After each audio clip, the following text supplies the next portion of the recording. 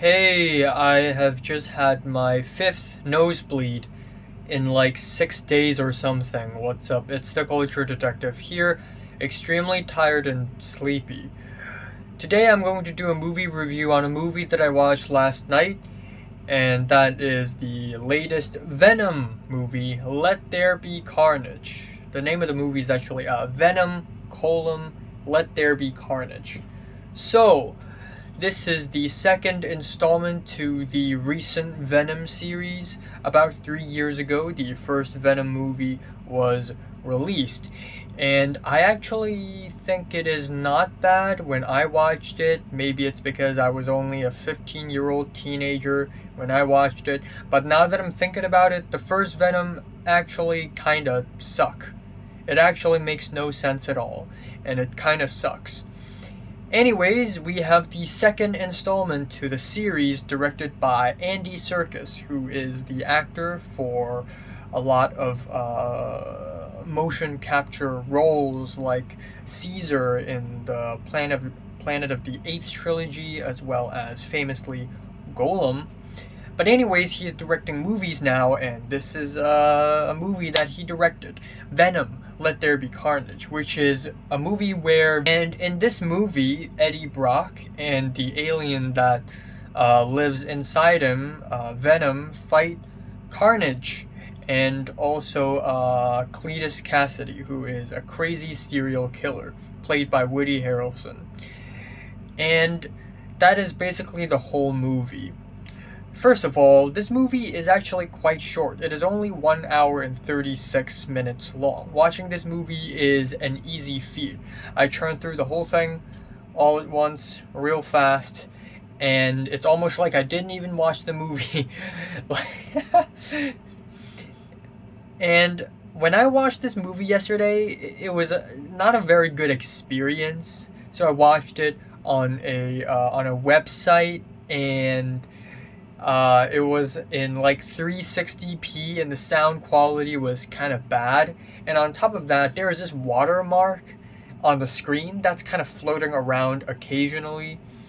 And that isn't even the most annoying thing about the movie yesterday. When I watched the movie, there were two occasions during the first half of the movie where it would just cut to a very crappy 20-second long commercial, which is very funny, and it actually adds to my experience with this movie. But anyways, as far as the story of Venom Let There Be Carnage goes, it actually takes a very, very long time to build up to the last act, because for the majority of the movie, it's basically Eddie Brock bantering with Venom, just yelling at each other, just arguing at each other. You're in my house, you need to follow my rules. No, I need to eat chicken, I need to eat brains, I need to eat chocolate. And more fights and more arguing. And while the bantering and the arguing is fun, they're quite funny, yes, but they don't lead anywhere, and at the end of the day, it just becomes really redundant and really repetitive. But I think the worst thing about this movie is how goofy it is. And I get it, it doesn't take itself extremely seriously. I mean, the story sends Venom to a rave at some point in the movie, so obviously this movie is kind of silly and it's kind of self-aware that it's silly, but it is still silly, not in a way that I find fun or memorable or anything. If anything, it's just really goofy. The villains of the movie, Cletus Cassidy and Carnage, they are both very goofy. He's supposed to be this kind of crazy, unhinged serial killer, and half the time he's like the Joker, and half the time he's just a regular, like, crazy serial killer guy, but with goofy ass dialogues. Like, sometimes he would be like reciting poetry, oh so abstract, oh fractured angel, distant cathedral, and then sometimes he would be like, yeah, hell yeah baby, woo. Like, there's no consistency to his character whatsoever, and it's stupid as hell. And then we have his sidekick, who is the girl that he loves, and that is a Shriek, who is a girl who can shriek, who can like make like voice things, like banshee essentially. And when they are together, their interaction is as cringy and as goofy as one can imagine.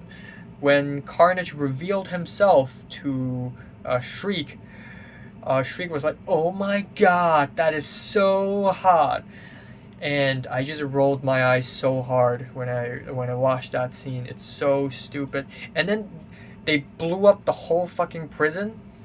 And as they were walking away, they were like, "Ha ha ha ha ha ha," and then they recited poetry.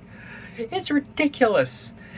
And it's not only them. Pretty much everyone else is goofy as hell in this movie. Michelle Williams is in this movie, and her character's husband, this doctor character, he's very goofy. Oh, fire and sound, without the sound, haha. It's goofy, it's cringy, and a lot of the scenes don't even make sense. Like, why did Venom go to a rave in the first place? He's sad, he's pissed off, so I guess he goes to a rave? What? And then, yeah, the opening scene of the movie where a girl is transferred to another prison, and assuming that other prison is full of, you know, mutants and full of people with supernatural abilities. The guards, for some reason, didn't know that, so they just treated the girl like a regular, normal prisoner.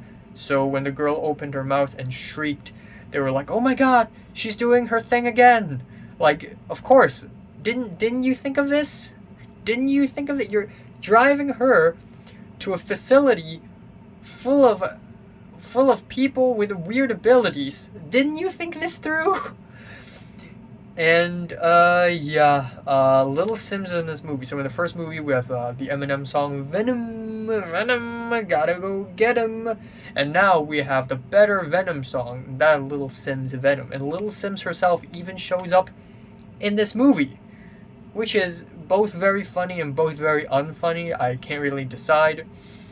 And yeah, because it's PG-13, it can only use fuck one time, and it was used quite well. But it would have been way better if this is like R-rated or something. So yeah, not really all that great. Very forgettable, also very cringy. Kind of feeling a strong 3 out of 10 for Venom Let There Be Carnage. So have you watched this movie from 1 to 10? How much did you rate it? Like it, and subscribe if you want more. And thanks for watching.